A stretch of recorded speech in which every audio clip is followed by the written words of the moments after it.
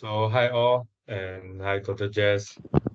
Our group is Group 12, and my name is Austin Long, and we got Jason, Russell Hong, Kim Ping, and Sheher, and also Shaswini.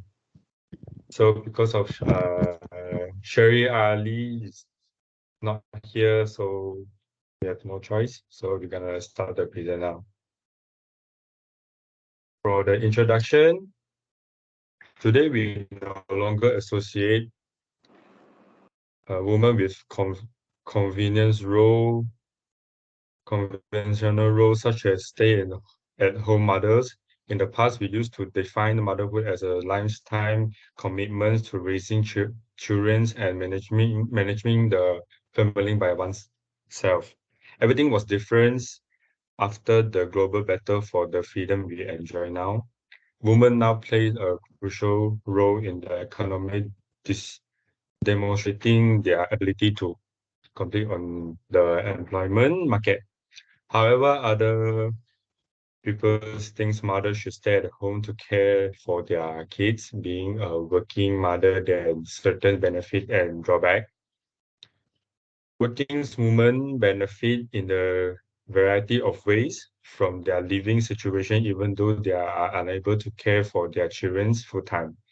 We have outlined two benefits of working mothers. First is working mothers set a good example for other women. Housewife. An alternative is for a woman who work outside the house and sneak a career. The second is that they have story to share. They are not personal. Working parents have the chance to broaden their social network among their co-workers. This enables them to take their kids along with them on the work-related activities. That is combined period of time spent with their parents and co-worker. Being a working mother provider benefits, but there are drawbacks as well. We have outlined two cons of working mothers. The first is that they might lose out on their children's life. Some working mother miss the chance to see their child say the first word, their first step, and the other important milestones.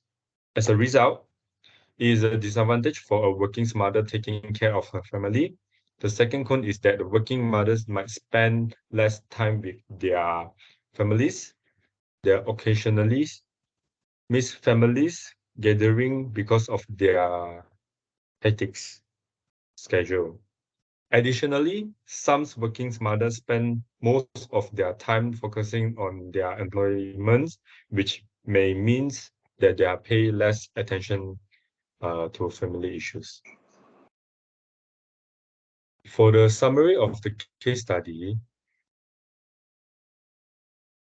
Great American Market employee Joanne received numerous verbal and writing warnings regarding her repeat absence. Further inflations will result in disciplinary consequences, such as suspension or termination, was stated in the written warning. Shortly after receiving the written warning, Joanne called the office to let them to know she will not be there since her babysitters had called in ill and she would need to stay at home with her little child. Sylvia, Joanne's boss, informed her that she had already taken more time off than permit and theaters to suspend her if her failed to show up for work. Silver suspended Joanne for 15 days after she failed to show up her shift. In a subsequent hearing, Joanne's object that she had no choice but to stay at home and claimed that it was not her fault that the babysitter had cancelled. Silvers emphasized that Joanne had not made a skincare attempts to find a substitute babysitter or to switch shift with co-workers. In addition, Sylvia cited that the absence of the babysitter was not an accepted justification. So now I will pass my mic to Shaswini. Hi, Dr. Jess.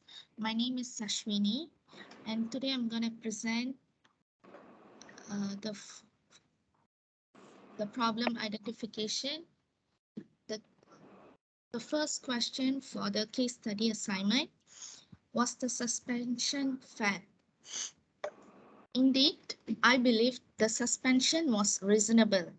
Throughout some unspecified time frame, Joanne was cautioned a number of times regarding her unessential non-attendance, easy verbally and recorded as a hard copy. But she did not address subsiding the problem. Joanne hasn't shown a bank to go looking for substitute arrangements, and she merely anticipates that nice American market ought to endure her over the highest non-attendance and misfortune in potency that accompanies it. It seems book that mean a suspension would drive does purpose the point for this example. According to Brown et al., ethical leadership is that the ability or power to introduce ethically acceptable behavior through personal actions and inspire followers to emulate such behavior through two-way communication, reinforcement, and ethical decision making. In fact, a company is merely ethical if its leaders are ethical, and most significantly, if the leaders are able to motivate their followers to behave ethically. Employees learn through observation. Leaders will influence the behavior of their followers through role modeling and establishing moral behavior practices. Next, for the second question, did Sylvia act responsibly? Yes, Sylvia acted responsibly. Joanne neglected to observe nice confidence in her work, driving Sylvia with no choice aside from suspending her. She was cautioned for a protracted time against her over the highest non-attendance before Sylvia preferred to suspend her. Two pillars primarily reinforce the thought that ethical leadership needs somebody that doesn't solely have a core set of primary values and act on them, but also establishes numerous platforms and a piece of work that promotes such values among his followers. The ethical person pillar represents the leader's personal traits, character, and altruistic motivation. The moral manager pillar represents the proactive efforts of the manager to influence the means his employees behave. Sylvia Act is related to six-rule utilitarianism theories, because from the theory an action is right if and only if it conforms to a set of rules, the general acceptance of which will produce the greatest balance of pleasure over pain for everyone, and relates to the importance of complying with rules. Sylvia is only complying with the company's rules and act on the situation which is right for her to do, and it will avoid problems like unsatisfied comments from the other colleagues about the unfairness of not suspending her due to exceeding the set ruler's number of absence. That's all from me. Thank you.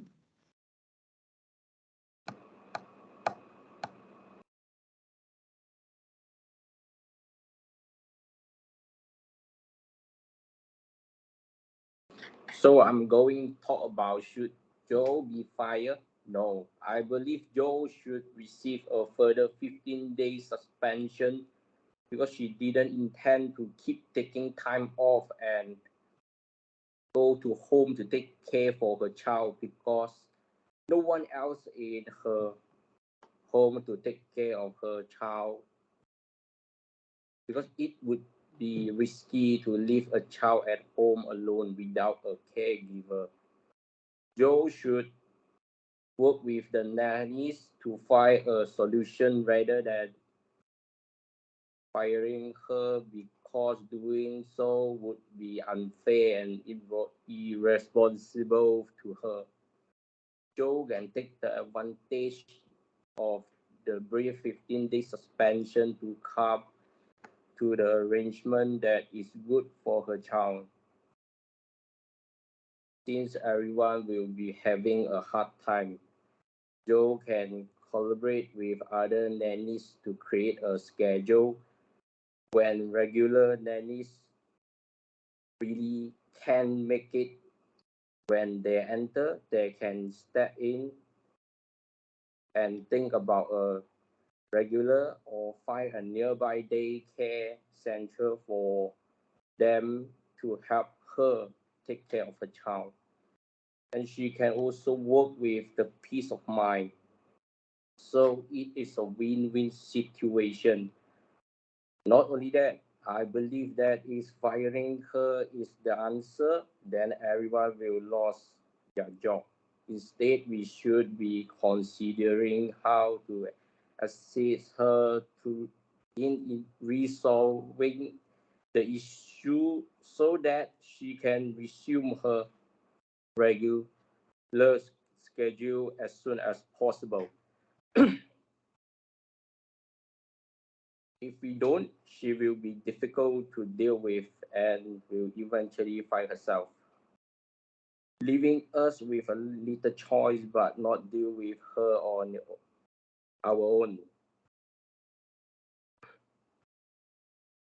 Last but not least, in order to conclude, I will use the theory of justice as a member of a team who contribute to the company's goal, mission, and vision. Joe is one of great American market's most significant assets, a major player in the company ecosystem is thought to be the workforce. Being just his character as displaying righteousness, fairness, and justice in our interaction whenever we behave with others in a fair and equitable manner. Justice demands that we keep everyone on even playing field. That's all for me.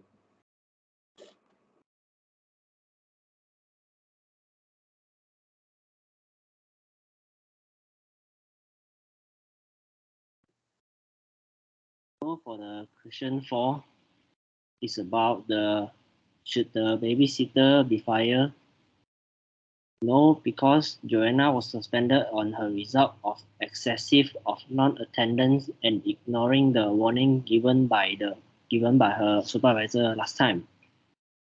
If this is the first time that Joanna is absent because of a babysitter couldn't come to take care of her young child because of sick, I think her supervisor might understand her situation despite giving her 1 to 2 days to solve the problem, like find another babysitter or a nearby daycare center to take care of her young child. She also can find her nearby families or friends to help her to take care as well. The kind of care that Joanna had was called ethics of care. It is a kind of care shown by a mother to her child. The caring is not detached but engrossed. The values that manifest the richer of this caring are compassion, concern, love, and kindness. I think the babysitter shouldn't be fired because no one can know when you are going to be sick. Deciding is important because an ethical problem may have no solution on the level it is approached. I think the babysitter made a good decision by telling Joanna that she was sick and couldn't come to take care of a young child, because if the babysitter keep it as a secret and still going to take care of a young child, her young child might get infected by the babysitter. Then Joanna might also get infected by her child. Joanna will need to stay home and take care of her child in sick. Besides, her supervisor might give her some work to do as she absent a lot last time and keep swiping her position with a colleague. When the babysitter is not here, she needs to find someone to take care of her young child immediately, as she didn't plan anything happen like this before. I think Joanna should plan that her babysitter might have something happen and couldn't come to take care, so she will have a backup plan and it will not affect her work. That's all for me. Thank you, teacher. Hi, Dr. Jess and others. I'm going to present about question 5. Was Sylvia fair in her action? In our opinion, it all depends. From Sylvia's perspective, it might be fair for her to suspend Joanne because it was her job as a supervisor to make sure that employee that she manages is able to come to work daily and as little absence as possible. Sylvia has exceeded the number of absence even after getting warned, so Sylvia is just doing her job as Joanne's supervisor, which she suspended for 15 days. It might seem to her that Joanne is using lack of babysitter as an excuse because she keeps absent from her work.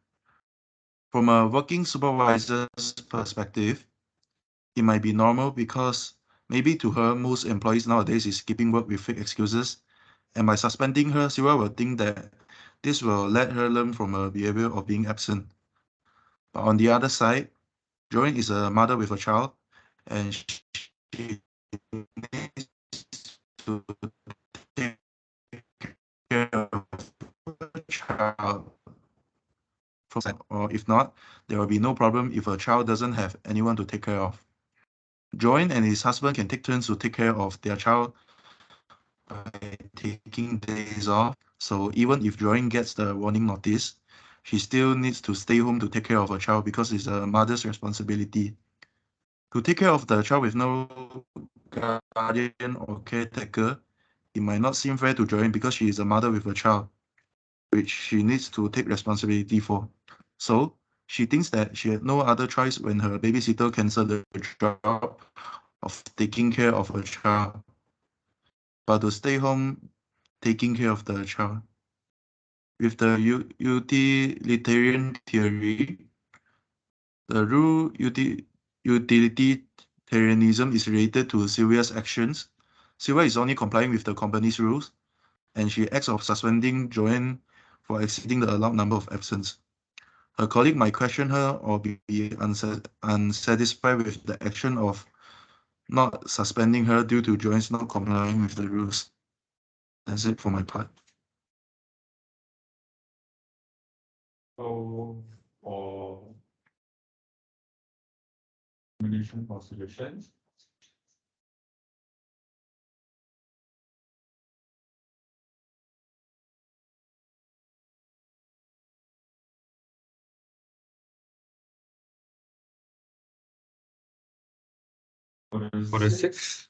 for the sixth question,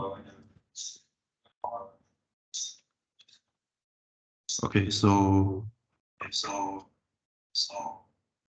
for the sixth question, is there ever a solution for working mothers? Based on our knowledge, for what we have studied about it, is that it might look very difficult to go through from the problems of being a working mother as also a full-time mother. There is always a solution to solve this situation in life. As if you are a working mom and is literally facing such challenges, here are a few ways we can overcome them with just a little efforts as we learn. Organizing and planning out your work for the day beforehand so that you can manage your time efficiently. According to this case study, is also important to be consistent with the company policy that is stated, which also mean by planning out or setting an example for balancing work and family. Working woman has to keep the convincing stance that she is working not just for her own sustenance but also for the income of the family care. In either case, the most important aspect is that it should not affect the well-being of their children in any way. In a way, having to work take much of the problems a working mother must face.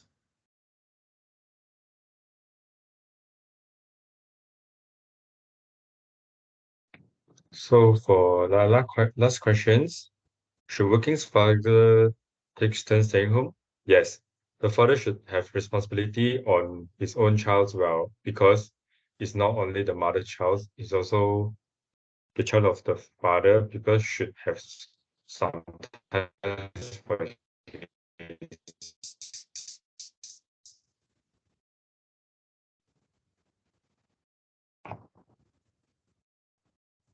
for his child, and the father and the child will get closer with each other and for the future. The fathers and the child can also be a good friend. Moreover, if the father and his child keep a good relationship until the child grow up to college or even more further, then the child will ask some help or request something easily. Because nowadays there are a lot of father and sons either not having a good relationship or maybe have conflict with each other, so the child don't dare to, for asking help from his dad. Not only that, the mother of the child is overwhelmed or out, stressed out, stretched out due to her work or other responsibility.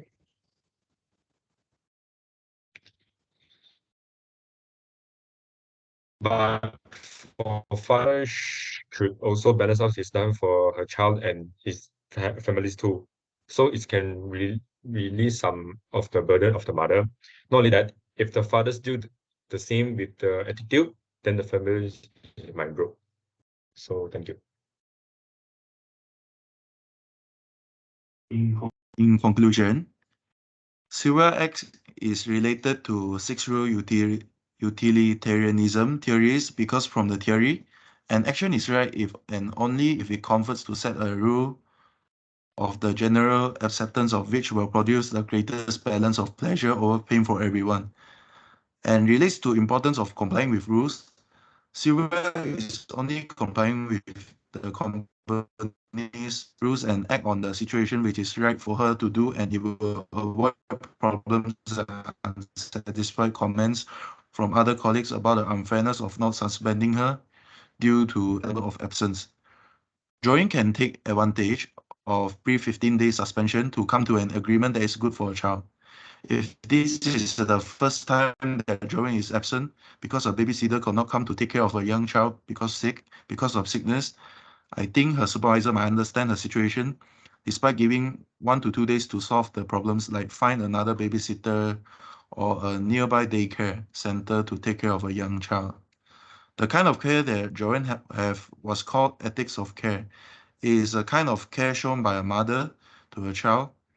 I think the babysitter made a good decision by telling Joanne that she was sick and could not come to take care of a young child, because if the babysitter keep it a secret, her child might get infected by the babysitter.